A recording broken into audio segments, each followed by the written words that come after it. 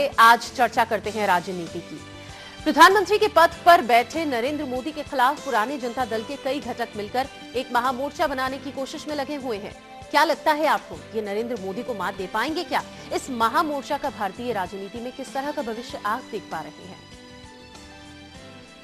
देखिए, ऐसा है किमी जी कि बहुत वर्षों से मैं प्रधानमंत्री नरेंद्र मोदी की कुंडली का अध्ययन करते आया हूं, और जब भारतीय जनता पार्टी की कुंडली का अध्ययन करते हैं, नरेंद्र मोदी की कुंडली का और बाकी सब जितने भी उनके घटक हैं, यानी उनके संगठन के जो मेन लोग हैं, उनकी कुंडली का अध्ययन करते हैं, और साथ में ये जो अभी विपक्ष का एक जनता पार्टी का एक मोर्चा जो बन रहा है, जिसमें लालू जी हैं, नीतीश जी हैं, मुलायम जी हैं, इन सब की कुंडलियों का भी जब हम अध्ययन करते हैं और जिस वक्त इन्होंने इस मोर्चे का गठन किया उसकी भी हम कुंडली और गोचर बनाकर देखते हैं, तो ही हम किसी न किसी नतीजे तक पहुंचते हैं।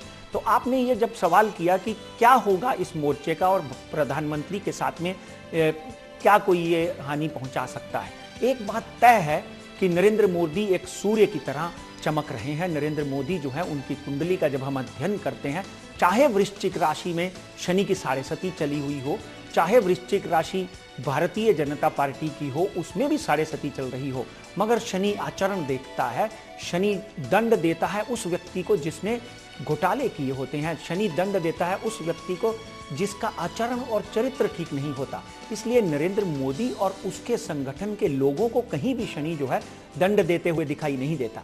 अब बात रही इस मोर्चे की जो इन्होंने इकट्ठा करके बनाया है, 15 से 16 मेंबर ऑफ पार्लियामेंट है इनके पास। इनमें ना तो मायावती जी मिली है, ना ही कांग्रेस ने इनका समर्थन किया है। अब बात पूरी तरह से अगर इस मोर्चे के गठन की करें तो ज्योतिषीय आधार पर, गोचर के आधार पर यह बात साफ नजर आती है कि कहीं ना कहीं अगले 3 से 6 महीनों के अंदर अंदर यह जो मोर्चा है ये बिखर जाएगा।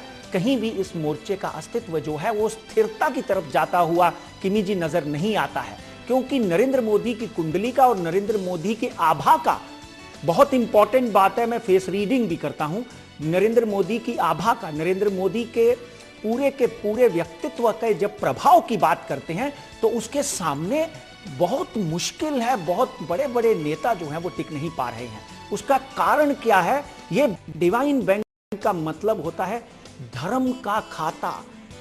नरेंद्र मोदी एक ऐसे व्यक्तित्व हैं जिनके पास में धर्म का बहुत बड़ा खाता है।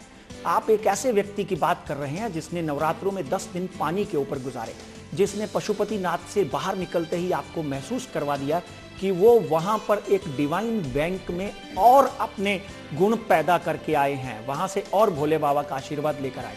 तो यहां पर एक सूर्य के भांति चमकते हुए नेता के सामने यह जो मोर्चा है मुझे फीका पड़ता हुआ दिखाई देता है। मेरा ना तो व्यक्तिगत संबंध मोदी से है, ना व्यक्तिगत संबंध ये मोर्चे के किसी भी लोगों से है। एक बात तय है, यहां पर पूरी तरह से सटीक और स्पष्ट और ब्लंट भविष्यवाणियां, प्रेडिक्शंस की जाती हैं।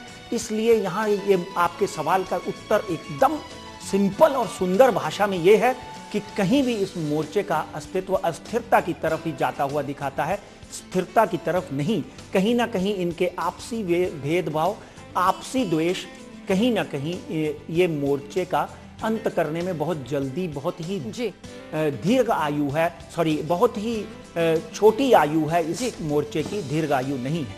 इसलिए बात पक्की है कि ये मोर्चा